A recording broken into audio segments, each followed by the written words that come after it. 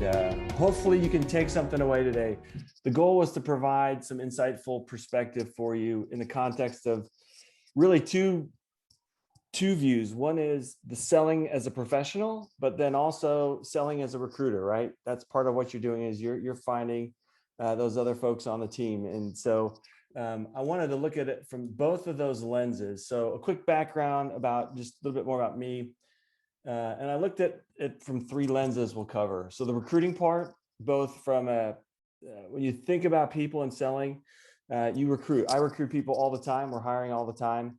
You're recruiting people. There's a lot of similarities in that, but it also applies and hopefully translates to you professionally in your future. So I'm trying to look at things in that aspect.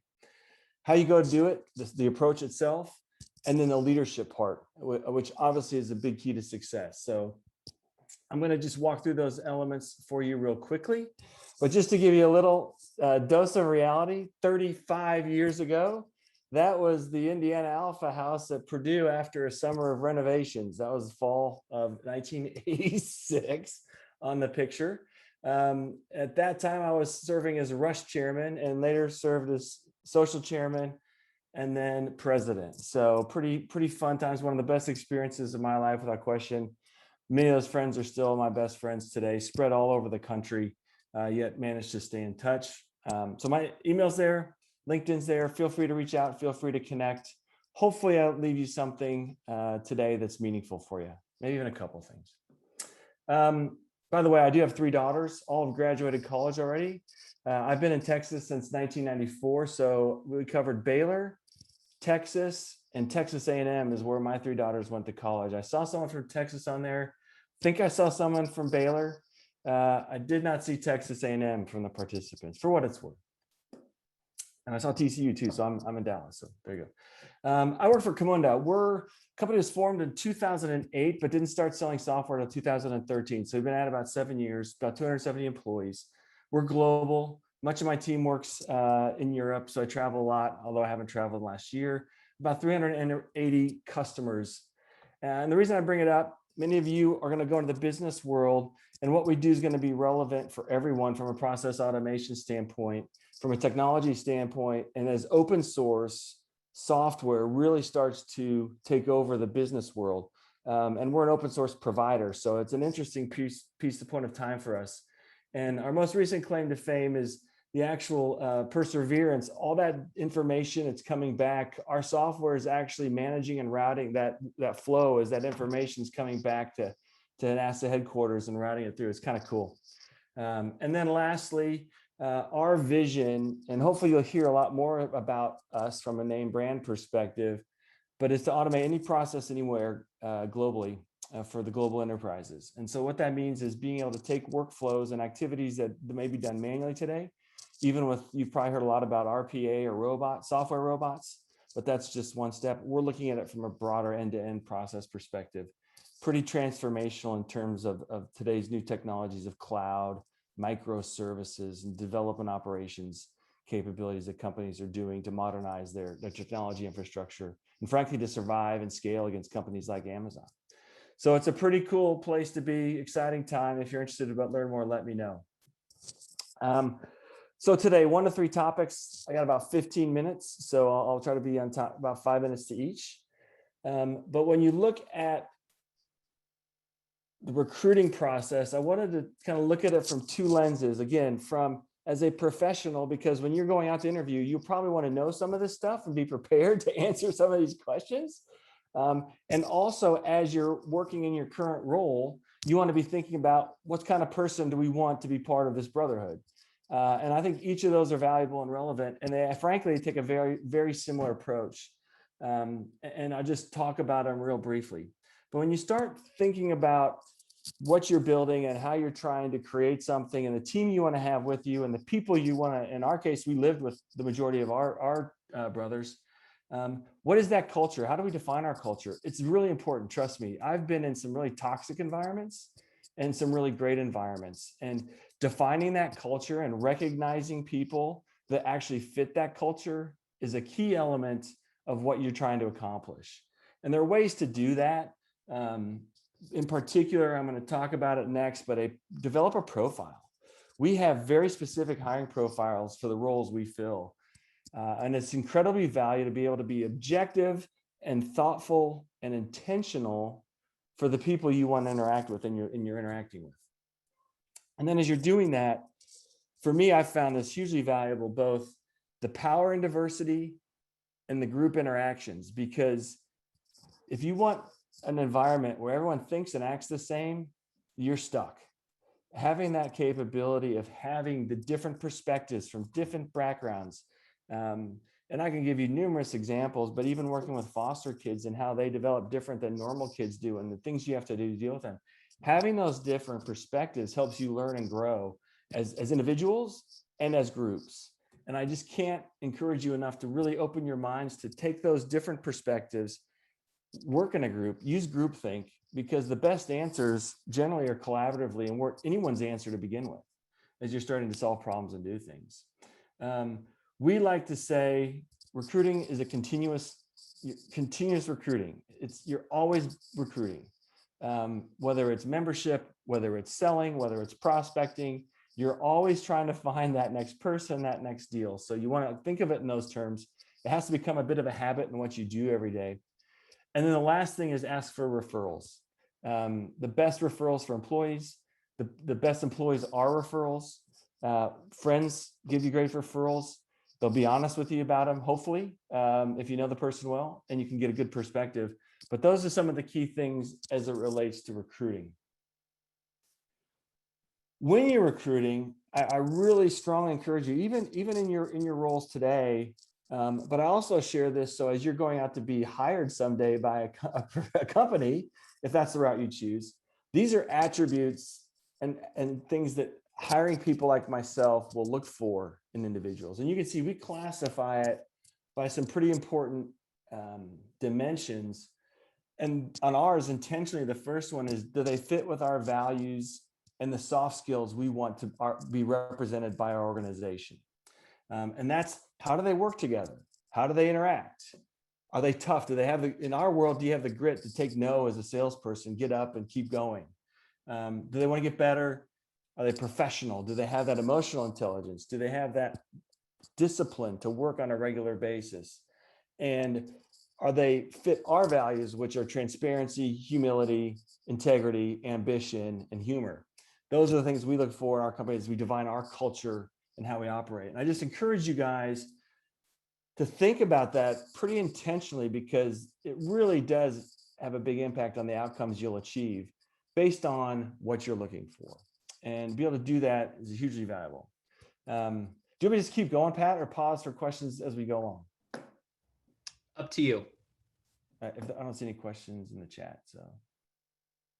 Yeah, I don't see any. Okay, I'll keep going. But from a recruiting and hiring standpoint, I would say that. From a selling standpoint, how you sell does matter. What you say, how you do it does matter. I want to give you just a few tips on this in a few minutes that hopefully make some sense for you.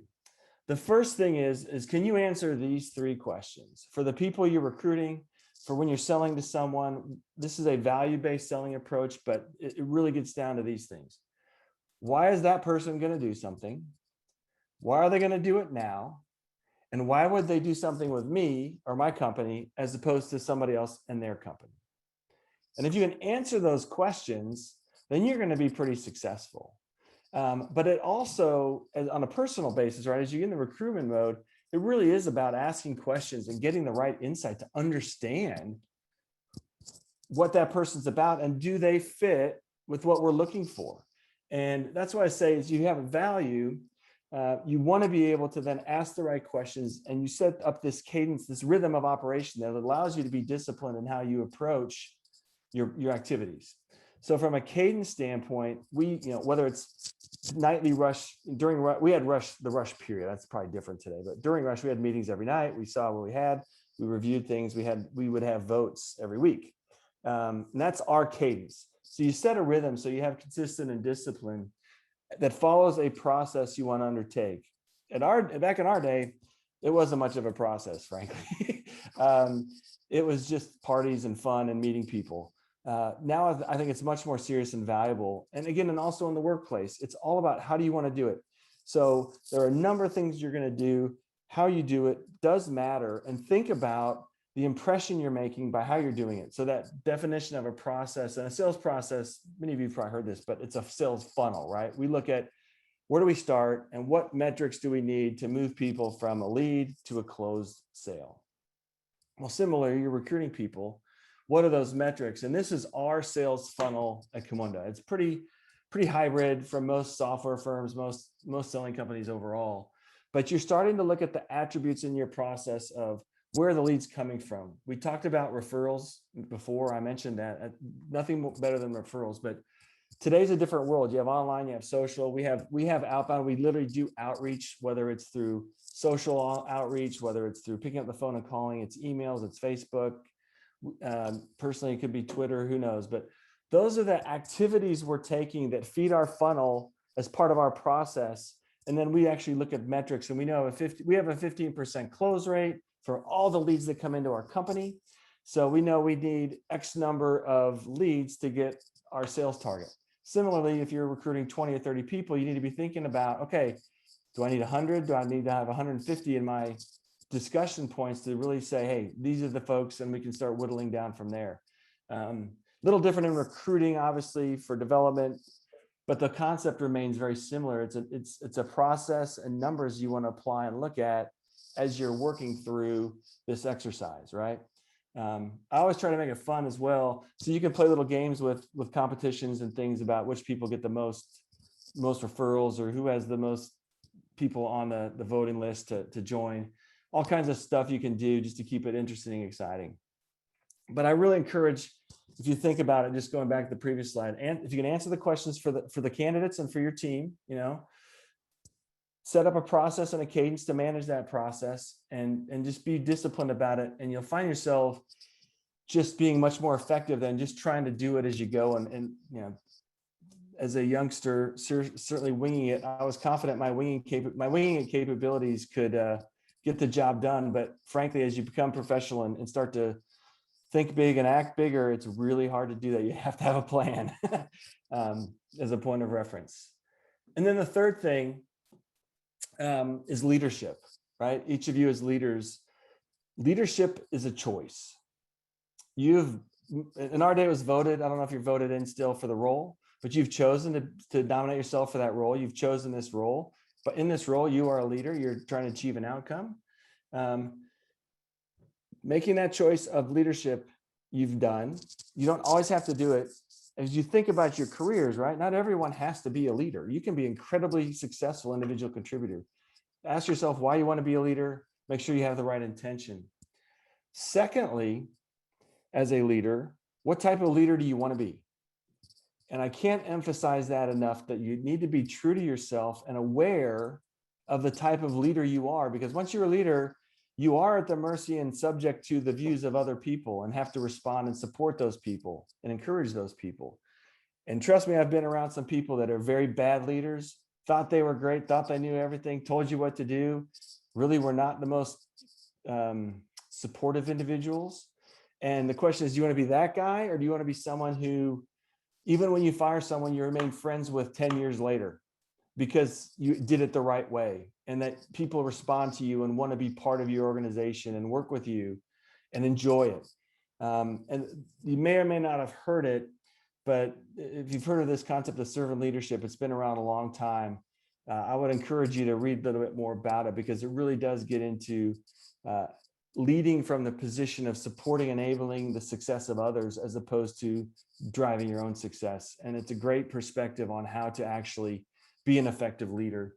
And when it comes to that, I think I'm good about on time. I put the 5 points there as leadership goes. To be an effective leader, for me, it's about having clear goals, so everyone knows what we're trying to achieve. The expectations are clearly defined. There's accountability, meaning people have to know, especially in the professional world, the top performers don't want to see people underperform. They're going to either help them or they're going to get sick of them. So you have to have accountability to keep your best people, frankly. And having a process for what you're doing whatever it is in life you're doing is so important. I can't emphasize it enough. Of course, I'm an industrial engineer. I'm now selling and working for a company that sells process automation software.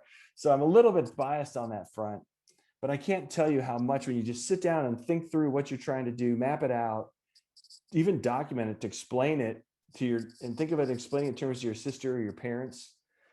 It makes business and activities and work much more effective, especially as a leader for you. Then explain what you're trying to achieve to the team.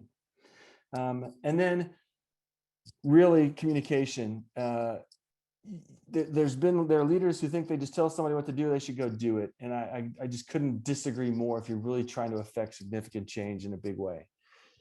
There's so much of it is about understanding your audience. When you're selling, it's understanding who you're talking to, the role of the person, the level of the person, what industry are they in, so that you're able to talk to them in relevant terms. For your team, for the people working with you, you want to understand what motivates them.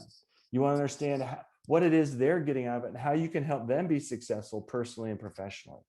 And if you're able to do those things, you'll be amazed at the buy-in you can get beyond just telling somebody to do something by 3 p.m. tomorrow because I need it then.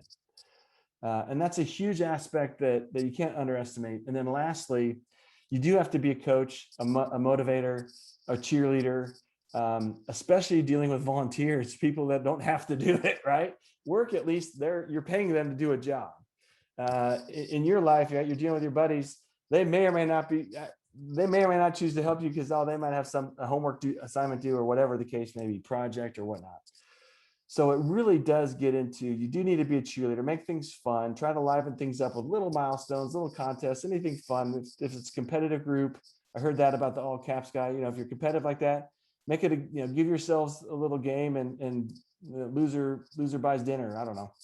Just little stuff like that really does make it fun, engaging, and productive for you. So it's not much, but hopefully that was somewhat helpful. We're close to time, so I'll stop there and take any questions.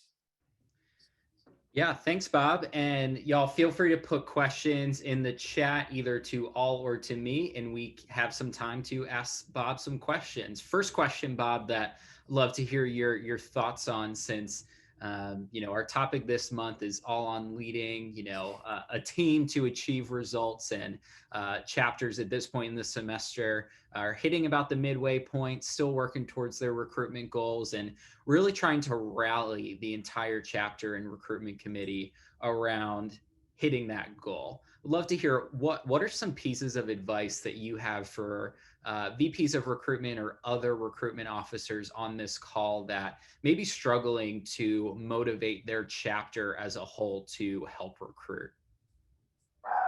Oh, sorry. That's a great question.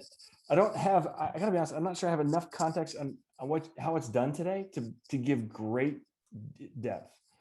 What I can say is it's always good it's always good, and it's okay to reset. No matter where you are at any point in time, you can reset and say, hey, here's where we are, here's what we missed, here's what we've learned, here's what we're going to do differently. And let's talk about what we can do best, or what we can continue to do and build on to get more results than maybe what we're getting to this point. I always think, and we do this when you're having a tough sales quarter, right? It's territory reviews or different things, but you literally sit down and say, hey, what is working? Why did we have such a great quarter? What's not working? Oh gosh, we missed these people. We really would have liked to have them. What did we do right? If you can collaborate on that, and then just map out, like I said, very specific short-term milestones and just track to it, but then get people excited about the opportunity. Like I said, the biggest thing is either competition, games, something to just make it fun. And if you can find that connection with everyone, it tends to make a big difference than just the old routine. Let's go do this, right? If I just tell the sales development team every day, go make 100 phone calls, they're going to get bored pretty quickly, and they're probably going to miss their targets. So it's all about finding things to make the mundane enjoyable. And it's common vision, common goal, finding the best way to do it, helping people learn things new, and then just getting people excited about doing it. I don't know if that helps a ton, but that's what I'd say. Yeah, thanks, Bob. All right, another question I got here, message to directly to me. A lot of chapters are struggling to try to determine what's the best way to do some good skill development amongst chapter members that are eager to recruit, but maybe are inexperienced. What tips do you have in terms of level of consistency, or what that could look like to really make sure the entire chapter feels confident about recruitment? The most fun thing to do, and actually the hardest thing to do, is practice with each other. When you're talking to someone or talking about what you're doing, just practice with each other. You'll find so we have people who, when they have to present to the other salespeople, these are people that'll talk to a CEO and sell him whatever they sell. To talk to their peers and present to their peers, they're scared to death. It's really funny. But if you do that practice in an open, objective, fun way, you'll find that you can give feedback to someone, say, hey, here's something you might think about doing a little differently. For us, open, honest feedback after every interaction is a really key part of our culture that says, hey, we could do this. This worked. We could do this differently. Let's try that next time. And if you keep that feedback loop going, it really becomes exciting. And even if you as a leader practice it with someone in front of the group, just say, hey, here's our sales pitch. Try it, show it by example, get someone else to step up and try it. You'll start to get a pretty good level of engagement, generally speaking. That's my thing. It is all about the collaboration, the conversation, the communication. I can't say it enough. And just, does that answer the question? Yep, absolutely. Thank you, Bob. Next question I see here in the chat. What tools do you find the most useful for developing your process and documenting your plan to communicate to your team? Funny you should ask that, but we actually have a process modeler as part of our product. That's the BPMN 2.0 standard. That's the selling pitch. But anyway, it's basically Visio on steroids. So for us, when you talk about processes, Visio is the tool. Most companies still use it today. Even the biggest companies in the world use it. From a process modeling, what we do then is we take our process model from our system. There's actually some freeware out there. It's called Cavemo, C-A-W-E-M-O. It's the Camunda web modeler. You can actually build processes and define processes right in that tool. It's free. You can register online, cavemo.com. But once we do that, we actually have an intranet that we set up that has it's called in Confluence, that we have all of our processes, as the sales process defined, each step defined, and we have documentation there that rolls it out, but with the process overview and then the steps defined. As you're building those activities, keep it as simple as you can. Biggest thing I can tell you is if you can explain it to your sister or your parents, then you're probably on the right track. Thank you, Or Bob. brother, sister or brother. Thank you. I think we've got time for one more question. This is the second part of the question that Paul sent us from South Dakota Alpha. What is the best strategy you have found to make it fun and engage the teams that you work with? Yeah, a couple of things we do. Like right now we're all remote, although some of our offices like Dallas, there's about 12 of us, we can go to the office here, but generally speaking, the teams are remote. So we do Zoom things like this where we'll actually basically be on a Zoom, but then doing things to try to, in our case, if we're doing an email or launching a campaign, we'll do all of our sequences and all of our emails together, talking about what we're doing, talking about what we're writing. If we're in person, we'll actually be doing it. We're going to launch our next campaign next month. We'll actually literally be in the office together, everyone kind of clicking the button at the same time, trying to celebrate the fact that, hey, we got a big thing to do here. Let's do it together. It also then breeds why you're doing it. Hey, what about this? What about this? What about this? And that's where the best ideas always come from, is when you're I like to say two things. We're in the business to get it done. We want to have fun, and we just continue to learn, always continuous improvement. So we do it together, we share ideas, and then we try it again. And don't judge people if they fail. Let people be uncomfortable, let them try new stuff, because it's amazing what you can learn. And so that to me is always, if you can get small groups together to make stuff happen, do it together. It's kind of fun, challenging, exciting, invigorating, and scary at times too. You will get laughed at occasionally, and that's okay.